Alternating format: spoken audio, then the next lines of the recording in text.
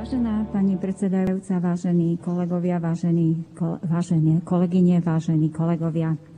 Dovolte mi, aby som sa ja vyjadrila ako členka zahraničného výboru k situácii na Ukrajine a k nášmu vyhláseniu, ktoré máme dnes prijímať.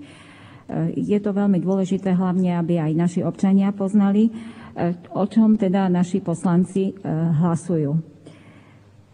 Vrátim sa teda ešte späť k situácii, ktorá sa diala na Ukrajine v čase, kedy bolo to také autentické, a to bol deň 20. február 2014.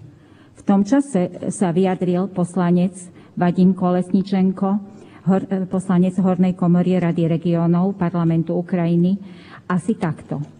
Majdánovci mali zbrane ako prví, strieľali do neozbrojených policajtov. S takými zvermi odmietam zasadať v parlamente. Títo zvrhlí sociopati nesú osobnú zodpovednosť za to, čo ako zveri rozdali ľuďom zbrane. Túto zver treba súdiť a nie s nimi rokovať.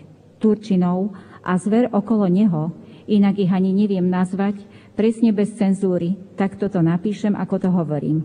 Oni začali bratovražednú vojnu, Kličko a Turčinov. Dnes, teda 20. februára, som chcel ísť na námestie Nezávislosti, kde stál a formoval sa sevastopolský Berkut. Oni mi v priebehu 40 minút oznámili, že po nich strieľali zo samopalov a 6 príslušníkov Berkut bolo ťažko zranených. Pýtali sa ma, prečo Berkuty nedostali od vlády zbrane. Ako dlho sa tam mali udržať bez zbraní? Koľko ešte ich malo byť zabitých? Kedy sa to má skončiť? A ten pederast nám ešte povie, že ich ostreľujú snajpery. Rozprávajú rozprávky o tom, že v kabinete ministrov sedia snajpery a vysielajú to aj na 5. kanáli. Kto strieľal z konzervatória na príslušníkov bezpečnosti, ktorí nemali ani nepriestrelné vesty? Nemali také vesty, lebo ich poslali do zamestnania, aby zabránili masovým nepokojom podľa platných zákonov a predpisov. Tí zradcovia, respektíve euromajdánci, stále koho si obviňujú, kričia, že krvavý režim, a pritom sú to oni sami, čo sú za toto zodpovední, lebo zabíjajú. Tie zvery strieľajú do svojich. Je to pochopiteľné. Prečo? Asi preto, aby vyvolali konflikt. Aby položili počiatok rozpadu Ukrajiny. Teraz musíme dobre uvažovať, lebo ide o ľudské životy. Nič na Ukrajine nebude dobré, ak sa títo vlastizradcovia budú ukrývať za poslanecké mandáty. Takí ako Kličko a Jaceňuk, obaja sú rovnaké zvery. Dostali v Nemecku súhlas na rozpútanie bratovražednej vojny. Všetci sa umývajú v krvi. Koniec citátu. Toto svedectvo bolo zo dňa 20. februára 2014 a my vieme, že do konca toho dňa zomrelo zbytočne priveľa Ukrajincov na obidvoch stranách ukrajinskej občianskej vojny. Nazývajme veci presne. To bola a možno ešte trvá ukrajinská občianska vojna. Toto svedectvo je súčasťou videa uloženého na mnohých portáloch internetu a každý, kto pozná súčasné problémy, pozná aj toto video. Nebudem opakovať fakty, ktoré ste tu spomenuli predo mňou, ale sústredím sa predovšetkým na pohľad trošku z historického hľadiska. A to prvý pohľad na Ukrajinu a Krym musí byť právne historický a druhý, pre nás dôležitejší, je nevyhnutný pohľad ekonomicko-geopolitický. Rada by som zdôraznila dva pragmatické argumenty k danému problému dnešnej Ukrajiny. Právne historicky. Ak isto vieme, že Krym patril odjakživa slovanským kmeňom a prvé historické pramene hovoria o skýtoch. Ako isto všetci vieme, aj to, čo znamenal pojem Kievská Rus. Posledné viac ako 2 desaťročia patril Krym vyslovene Veľkému Rusku. Vieme, čo to je. Ale málo kto vie, že po druhej svetovej vojne došlo k akejsi vnútornej reorganizácii Sovietskeho zväzu, počas ktorej Chruščov doslova protiústavne súhlasil s nakreslením Krymu k mape Ukrajiny. Vtedy to akože nič neznamenalo, ale bolo to protiústavné. Porovnajme dnešnú demokraticky a referendum vyjadrenú vôľu obyvateľov Krymu. Chcú patriť tam, kam patrili dlhšie ako 200 rokov. a vyjadrili to v referende. Kto má právo im to zabrániť?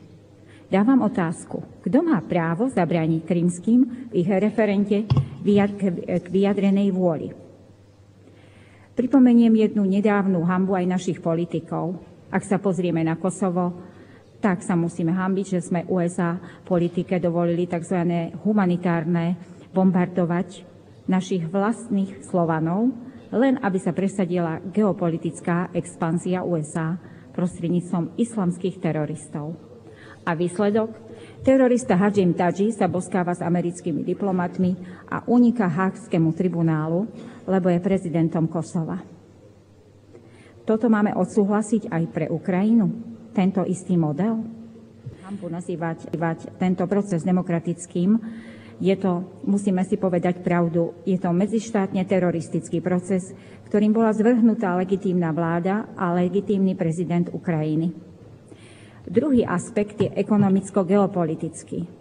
Keď vznikali vášne okolo pripojenia Ukrajiny k Európskej únii, prečo sa nikto nepýtal Ukrajincov to, čo sa Európska únia zo zákona mala opýtať? Pripomeniem zákon a slušnosť. Ak si niekto chce požičať v banke peniaze, vložia jeho identifikačné údaje do bunkovej informačnej siete. Získajú čistý prehľad o jeho podĺžnostiach. Prvá vec, ktorú sa pýtajú je, ako to všetko chcete zaplatiť. Ukrajiny, respektíve ukrajinských euromajdancov, sa nikto neopýtal na serióznosť ich túžob. Pani Ashtonová v tomto prípade zlyhala a zlyhali všetci europolitici, ktorí slepo podporovali euromajdanské protesty. Pripustme, že časť Ukrajiny sa pridá k Európskej únii. Pýtam sa, kto to zaplatí? Kto bude platiť vyššie dane, aby Ukrajina mohla byť členským štátom Európskej únie? Opovážim sa tvrdiť, že ani jeden z vás, páni politici, to nebude. Ale zaplatia to najchudobnejší občania Slovenska rovným dielom s najchudobnejšími občanmi Európskej únie. Vážení, počúvajte hlas slovenského ľudu. Všetci jasne kričia. Ruky preč od Ukrajiny, ruky preč od Ruska. Slovensko musí vyjadriť svoju neutralitu k ukrajinsko-ruským otázkam. Slovensko musí nechať jednať Rusko, aj keby Rusko malo obsadiť celú Ukrajinu. A preto vlastne ja, tak ako kolega Kufa sa vyjadril, ja sa takisto v tomto vyhlásení budem zdržiavať. Môj hlas bude teda, že sa zdržím. Ďakujem za pozornosť.